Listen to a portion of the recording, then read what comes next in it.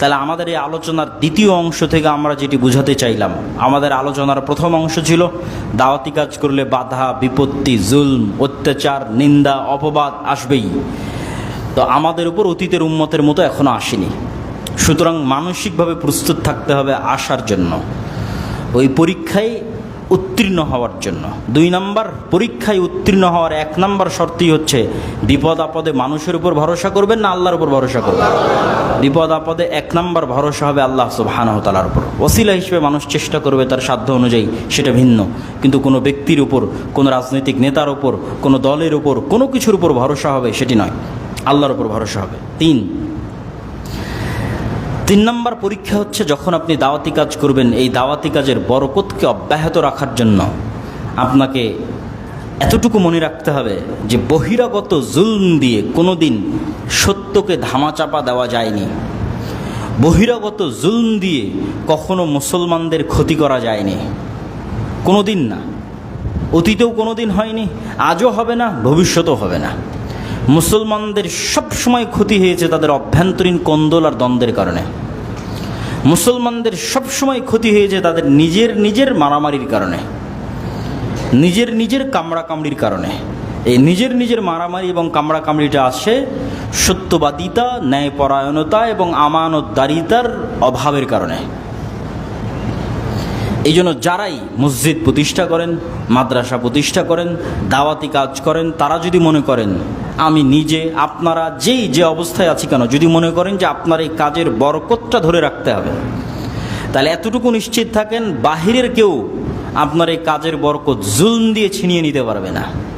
বরং জুলম যত বাড়বে আপনার পা তত মজবুত হবে, আপনার পা পৃথিবীতে তত মজবুত হবে, আপনার দাওয়াত তত শক্তিশালী হবে।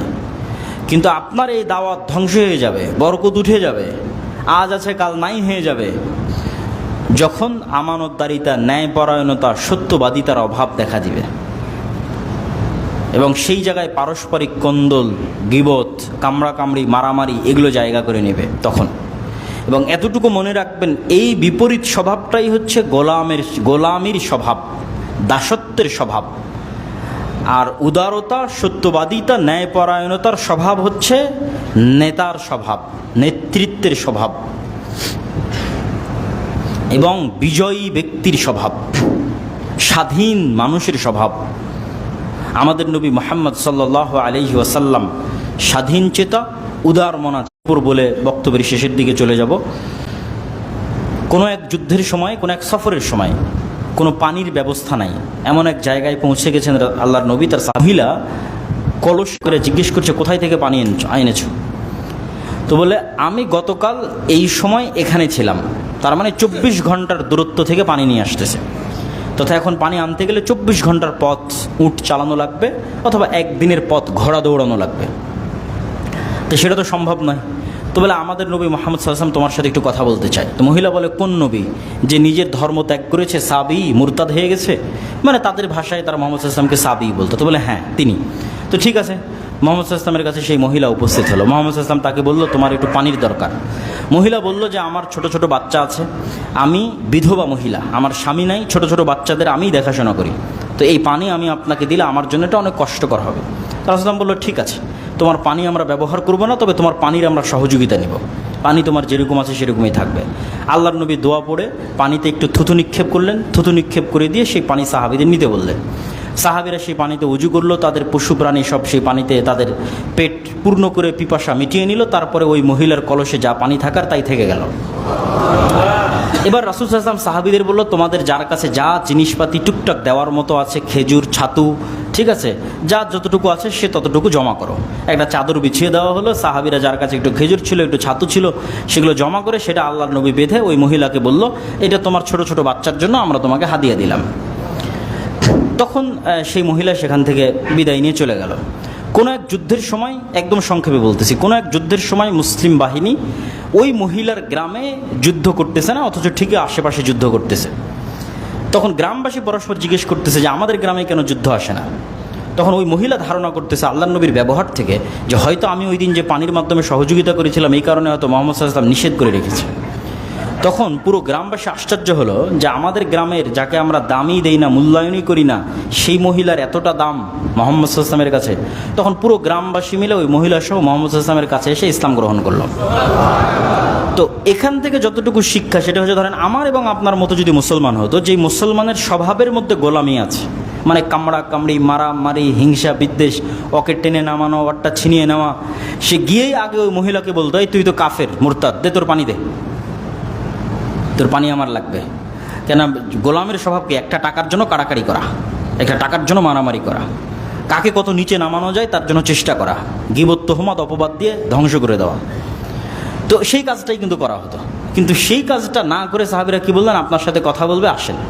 তো মুহাম্মদ সাল্লাল্লাহু আলাইহি ওয়াসাল্লাম চাইলে বলতে পারতেন যে এই মহিলাও তো কাফের মুশরিক, আল্লাহর নবীকে মুরতাদ বলছে। আর যেই বাচ্চার গল্প শোনাচ্ছে যে না খেয়ে আছে বা তার দায়িত্ব পালন করে, ওগুলো তো কাফের মুশরিক। এই কাফের মুশরিকের জন্য বিবেচনা করে লাভ কি? তোমার পানিটি আমরা নিয়ে নেব, তুমি বাঁচলে বাঁচো, মরো মরো। আচ্ছা, সেটাও বাদ দিলাম। পানি তো নিলই না, তার পানি তো যতটুকু থাকলোই। তারপরেও ওই কাফের মুশরিকের সন্তান, কাফের মুশরিকের জন্য এতগুলো মুমিন মুসলিম খোলাফায়ে রাশিদিন, রাসূল, তাদের খেজুর, তাদের ছাতু দিয়ে সহযোগিতা করার কি দরকার? আর পানি তো ব্যবহারই করেনি। আর আমি তো তোর পানি নেই নি, যা ভাগ, তোর কাফের মুশরিক আর তোর কাফের মুশরিক সন্তানের জন্য কি করব? তাহলে এটা আল্লাহর নবীর ব্যবহার একজন কাফের মুশরিকের সাথে এবং তার পরিবারের সাথে। এবার আপনি তুলনা করেন একজন মুসলমানের ব্যবহার আর একজন মুসলমানের সাথে, কোন অবস্থায় আছে এবং কোন লেভেলে আছে। এটাই হচ্ছে আমাদের ধ্বংসের আলামত। এবং আমি এটাকে আমার বহু বক্তব্যে বলেছি, এটাকে বলা হয় গোলামির চিহ্ন, গোলামির আলামত। আমাদেরকে আত্মমর্যাদা সম্পন্ন, স্বাধীন, উদার মনের নেতৃত্বের গুণাবলী সম্পন্ন হতে হবে। এই জন্য আল্লামা ইকবাল বলেছিলেন ইউরোপ সফরের পর, সাবাক ফিরসে পর সাদাকাত কা, আদালত কা, শুজাআত কা লিয়া জায়েগা তুঝসে কাম, দুনিয়া কি ইমামত কা।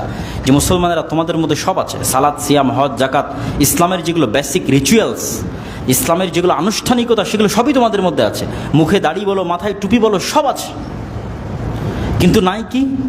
তোমাদের মধ্যে ন্যায়পরায়ণতা, সত্যবাদিতা এবং আমানতদারিতার অভাব আছে, যেটা তোমাদের নবীর ছিল, তোমরা সেটা হারিয়ে ফেলেছো। ধরেন, উদাহরণ হিসেবে ধরেন এই জামালপুরেরই কত মানুষ আপনারা এখানে মসজিদে এসেছেন, সালাত আদায় করছেন, সিয়াম পালন করছেন, হজ করছেন, ওমরা করছেন, কিন্তু দেখেন আপনার বোনকে তার বাপের সম্পত্তিতে আপনি ন্যায়ের ভিত্তিতে সম্পত্তি বুঝিয়ে দেননি। দেখা যায় যমুনার চরে যেটা পানিতে ডুবে আছে ওটা বোনকে দিয়েছেন, যেটা ভালো প্লেসে আছে সেটা আপনি নিজে নিয়েছেন। তাহলে আপনার মধ্যে ইসলামের সব আছে, আসল জিনিসটাই তো নাই, যেটা আল্লাহর নবীর ছিল। ন্যায়পরায়ণতা নাই, সত্যবাদিতা নাই, আমানতদারিতা নাই। আপনারাই যখন দেখবেন যে গ্রামে বিয়ে হচ্ছে, এলাকায় বিয়ে হচ্ছে, যৌতুকের ভিত্তিতে বিবাহ হচ্ছে। যৌতুকের ভিত্তিতে বিবাহ কি অন্যায়?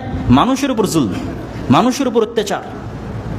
তাহলে এরকম আপনি বাছাই করে খুঁজে খুঁজে দেখেন, কি মসজিদ, কি মাদ্রাসা, কি আপনার আলেম ওলামা, কি সমাজের দায়িত্বশীল এসপি, মন্ত্রী, ওসি ডিসি, এসপি, মন্ত্রী সব দেখবেন প্রধান অতিথি, বিশেষ অতিথি ইসলামী জালসার। গত 16 বছরও ছিল, তাহাজ্জুদ গুজারও ছিল, হাজি ছিল, ওমরাকারীও ছিল।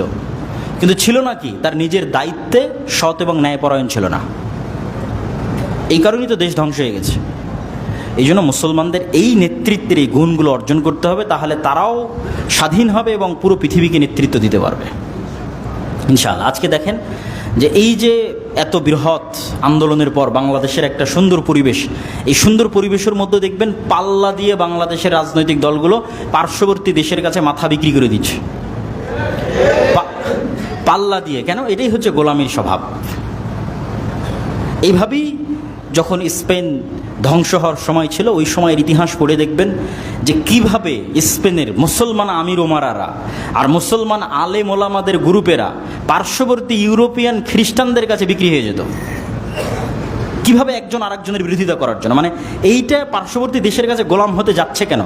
আরেকজনকে সরিয়ে নিজে ক্ষমতায় যেতে যাচ্ছে। তাহলে যে যত বড় গোলাম হবে তে তাড়াতাড়ি ক্ষমতায় যাবে, ক্ষমতার নেশায় গোলামি বরণ করে নিচ্ছে। তো এইটা হচ্ছে আমাদের রাষ্ট্রের টপ লেভেল থেকে নিয়ে একদম নিম্ন লেভেল পর্যন্ত সেম অবস্থা। তো আজকের আমার এই আলোচনার সারমর্ম এতটুকুই যে দাওয়াতি কাজ করলে, আল্লাহর পথে দাওয়াত দিলে বিপদ আপদ আসবেই। অতীতের উম্মতের মতো আমাদের উপর আসেনি, আসলে 1 নম্বর ভরসা হবে আল্লাহ সুবহানাহু ওয়া তাআলার উপর।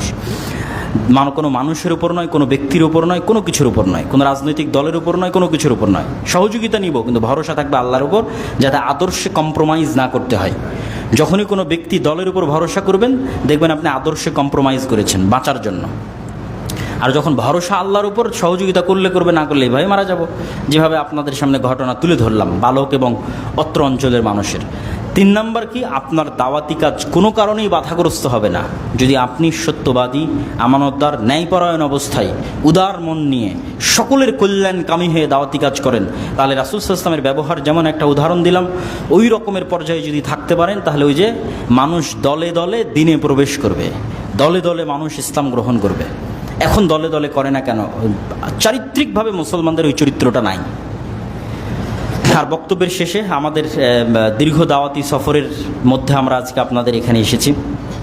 বক্তব্যের শেষে এতটুকু দত্ত আহ্বান জানাবো যে আমাদের যে দাওয়াতি কাজগুলো আছে, সেই দাওয়াতি কাজগুলো গঠনমূলক দাওয়াতি কাজ বলে আমি মনে করি। এই দাওয়াতি কাজগুলোর সাথে শিক্ষা জড়িত, অন্য কিছু নয়। যেমন আর দাওয়া ইলাল্লাহর মাধ্যমে আমাদের যে মক্তব কার্যক্রম চলে, এটা শিক্ষা কেন্দ্রিক। সেটা যে মক্তবই হোক, যে মসজিদই হোক, কি হানাফি কি আহলে হাদিস, মুসলমানের সন্তানকে কোরআন শিখাতে হবে, দিন শিখাতে হবে, এটা হলো কাজ। কয়জন মুসলমানের সন্তানকে? 100% মুসলমানের সন্তানকে। আমরা যেটা আমাদের মোটো ঘোষণা বা স্লোগান, সেটা হচ্ছে 100% মুসলমানের সন্তানকে দিন শিখাতে হবে। তার জন্য মাদ্রাসা দিয়ে হবে না, মসজিদে মক্তব শক্তিশালী করতে হবে। তো আমি আমার অধীনে সব চালাবো এমনটা নয়, কিন্তু এই কথা বলতে বলতে আরও হাজার মানুষ মক্তব চালু করবে, তারাও মক্তবের সম্পর্কে যত্ন নেবে। তখন এভাবেই 100% মুসলমান দিন শিখবে, কোরআন শিখবে। তবে আলহামদুলিল্লাহ আমরা প্রায় 300-র অধিক মসজিদ সফর করেছি মক্তব কেন্দ্রিক। তারপরে মক্তবের সিলেবাস তৈরি করেছি, 500-র অধিক মক্তবের শিক্ষকের ট্রেনিং দিয়েছি, যাদের যাতায়াত খরচ আমরাই বহন করি। এবং এই সমস্ত মক্তবের সকল ছাত্রের যে পড়ার বই, সেটিও আমরাই সাপ্লাই দিয়েছি আলহামদুলিল্লাহ। এবং রমজান মাসে তাদেরকে ন্যূনতম হাদিয়া যতটুকু আমাদের পক্ষে দেওয়া সম্ভব হয়েছে, আল্লাহ ব্যবস্থা করে দিয়েছে আমাদের দিনী ভাইদের মাধ্যমে, সেটা আমরা পৌঁছে দিয়েছি। এখনও আমাদের মক্তবের ট্রেনিং কার্যক্রম জামিয়া সালাফিয়া রাঙ্গিপাড়া পাবা রাজশাহীতে চলমান। আর দ্বিতীয় আরেকটি হচ্ছে আল জামিয়া সালাফিয়ার সাথে শিক্ষা প্রতিষ্ঠানের অধিভুক্তি। জামিয়া সালাফিয়া যেহেতু বাংলাদেশের একটি ব্যতিক্রম প্রতিষ্ঠান, যেখানে দেশ বিদেশের শিক্ষকগণ সবসময়ই থাকেন। বাংলাদেশ ইনভেস্টমেন্ট ডেভেলপমেন্ট অথরিটির অনুমোদন নিয়ে 4-5 জন বিদেশি শিক্ষক সবসময় থাকে। তাদের তদারকিতে আমাদের সিলেবাস, আমাদের পরীক্ষা, আমাদের ফতোয়া বোর্ড যেটা মাসিক আল ইতিসাম, সেগুলো নির্ধারণ হয়। এবং সৌদি আরবের মদিনা ইসলামী বিশ্ববিদ্যালয় সহ বিভিন্ন বিশ্ববিদ্যালয় থেকে শিক্ষকগণ আসতেই থাকেন। গত 1 বছরে 12 জনের অধিক শিক্ষক এসেছেন। পুরো রমজান মাস একজন থেকেছেন। এই কিছুদিন পূর্বে, 1 সপ্তাহ পূর্বে একজন 3 দিন থেকে গেলেন। তো এরকম একটি দেশের অন্যতম মানসম্মত শিক্ষা প্রতিষ্ঠান থেকে আমরা চাই দেশের অন্যান্য শিক্ষা প্রতিষ্ঠানগুলো উপকার নিক, শক্তিশালী হোক, জ্ঞানের দিক থেকে, একাডেমিক দিক থেকে। সেটিকে ভিত্তি করে মূলত আমার চলমান সফরগুলো অব্যাহত আছে। সেটিকেও আপনারা মূল্যায়ন করার চেষ্টা করবেন। আর সর্বশেষ মাসিক আল ইতিসামকে মূল্যায়ন করার চেষ্টা করবেন। আমার জানা মতে এখানেও মাসিক আল ইতিসাম আসে না, এবং আপনারাও নিজ নিজ উদ্যোগে নিয়ে আসতে পারেন। আজকেও সালাতের পরে আমাদের বই পুস্তক এবং মাসিক আল ইতিসাম পাবেন। আমি নিয়মিত মাসিক আল ইতিসামের সম্পাদকীয় লিখি এবং সমসাময়িক সকল বিষয়ে মাসিক আল ইতিসামে দিক নির্দেশনা থাকে। অন্যান্য ইলমি তো বিষয় থাকেই, উন্নত মানের ফতোয়া বোর্ডের মাধ্যমে, দেশি বিদেশি আলেমদের মাধ্যমে, ফতোয়া বোর্ডের মাধ্যমে ফতোয়া তো আছেই, পাশাপাশি সমসাময়িক যে কোনো বিষয়ে দিক নির্দেশনা বিষয়ে আমি সবসময় লিখি। অতএব এই যে এসেছি, এটা একদিনের সম্পর্ক।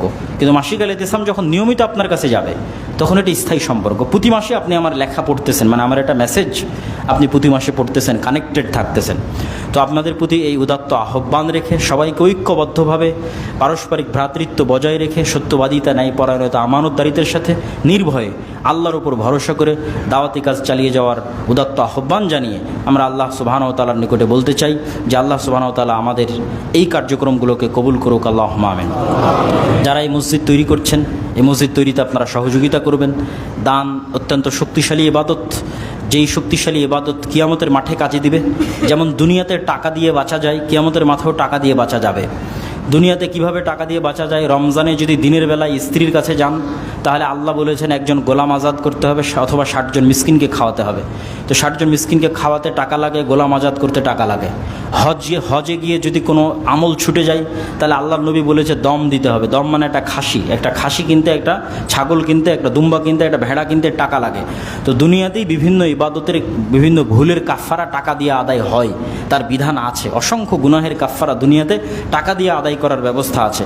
এই একই সিস্টেম কিয়ামতের মাঠে থাকবে, কিন্তু কিয়ামতের মাঠে নতুন করে টাকা পাওয়া যাবে না। দুনিয়াতে যারা টাকা আল্লাহর রাস্তায় দান করে গেছে তার সেই টাকা কিয়ামতের মাঠে এরকম কেউ এসে বলবে ও আমার নামে গীবত করেছে, ওই টাকার দান থেকে কেটে দেওয়া হবে। কেউ এসে বলবে যে তুমি তো এই ইবাদত ঠিকঠাক মতো করনি, তখন ওই দান থেকে সেটা পূর্ণ করে দেওয়া হবে। যে কোনো ইবাদত, যে কোনো গুনাহ সেটাকে ট্যাকেল দিতে পারে এরকম পাওয়ারফুল ইবাদত হচ্ছে দান। এরকম পাওয়ার ক্ষমতা আল্লাহ টাকার মধ্যে দিয়ে রেখেছে। তো আপনারা এই মসজিদ, এই মাদ্রাসা, এখানে এগুলোকে সহযোগিতার হাত বাড়িয়ে দিবেন। আল্লাহ সুবহানাহু ওয়া তাআলা আপনাদেরকে কবুল করুক, আমাদেরকে কবুল করুক। আল্লাহুম্মা আমিন।